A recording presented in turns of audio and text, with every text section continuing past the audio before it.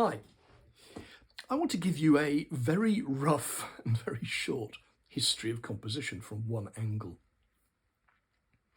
For most of the time that music has been composed, the composer has taken something to write on and something to write with. A piece of paper with lines written on it, sometimes lines that the composer has drawn themselves, and a pencil, or maybe a pen. Perhaps a pencil sharpener and a rubber. Anyway, that sort of stuff. And they've just taken the ideas that have come out of their head and they've put them down on the paper. That was phase one. Phase two, introduce the piano.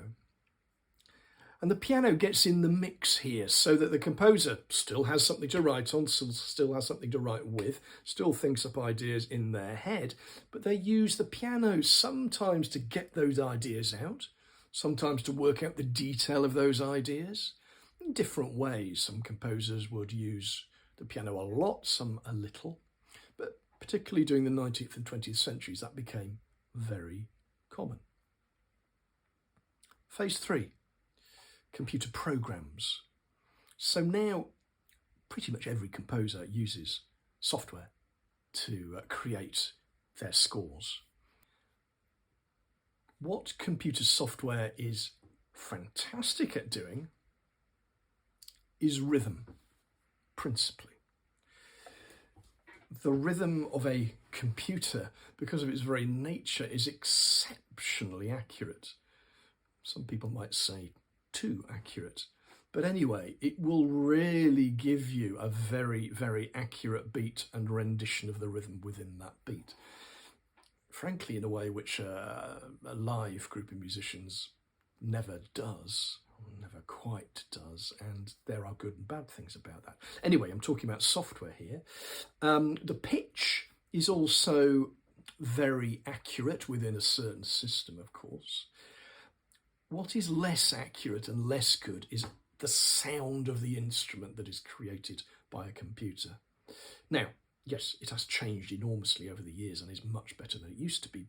But still, if you get the sound of, let's say, a violin, let's say even more so, the human voice, a singer, and you will quickly note that the sound is not bad, but particularly in the case of the human voice, not really that good. So I'm dealing with a symphony. I don't have any singers, so I don't have that issue there.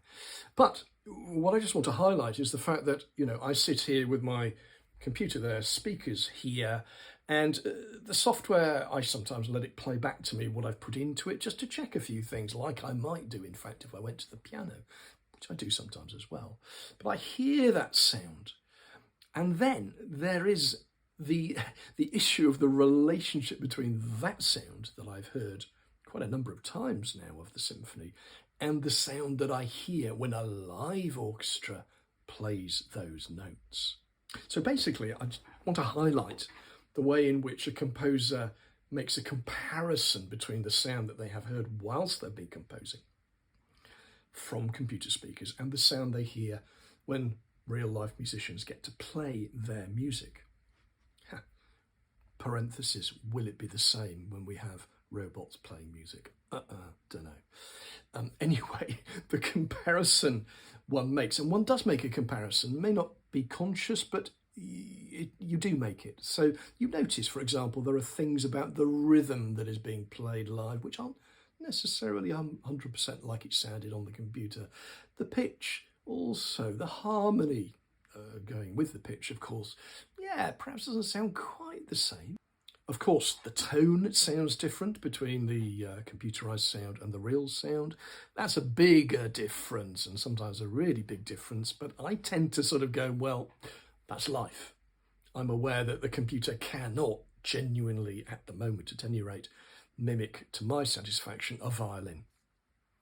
And a real life violin section sounds 10 times better than it does on the computer. But I just sort of go, okay, that's just how it is. I have to bear that in mind.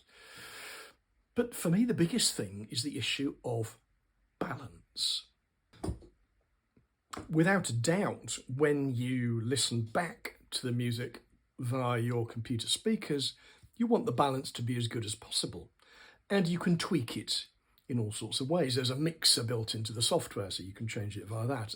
You can then think, well, actually in that bit the trumpets were too loud, go back into the score, change the forte they had to a mezzo forte, things like that. So, you can fiddle around with it to get it how you think you want it. There are two issues here. One is that when you've done that, that does not mean that that issue is finished.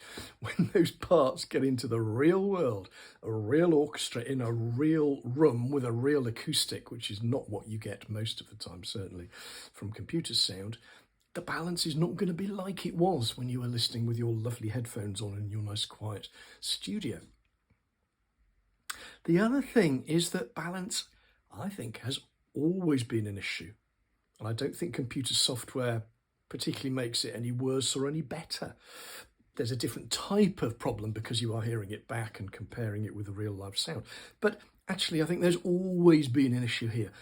Think of Beethoven symphonies, for example. Beethoven is famous in many of his symphonies for just putting a forte all the way through the score, every single part getting an F. And actually, if all those parts play forte, what to them is forte, the balance isn't very good at all. You have to do things like, okay, bassoons play a little louder here, horns play a little softer here. So the conductor actually has to fiddle around with the balance in the real life setting.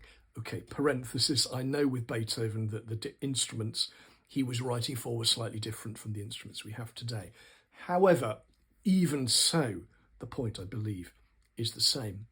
So that all goes to say, really, don't assume the balance is going to be right just because you've tweaked the settings in your computer software's mixer. You've tweaked the dynamics as much as you can to make it sound right. In real life, the conductor, in this case it's me, is going to have to make alterations in in real time on the day to get it sounding right. Final bit there for me to answer the original question, what does it sound like to hear my music live? Yes, it does. It sounds absolutely fantastic. I'm aware of the differences between live sound and computerized sound, and the differences are just fabulous. Looking forward very much to the last rehearsals and the performance on the 9th of December.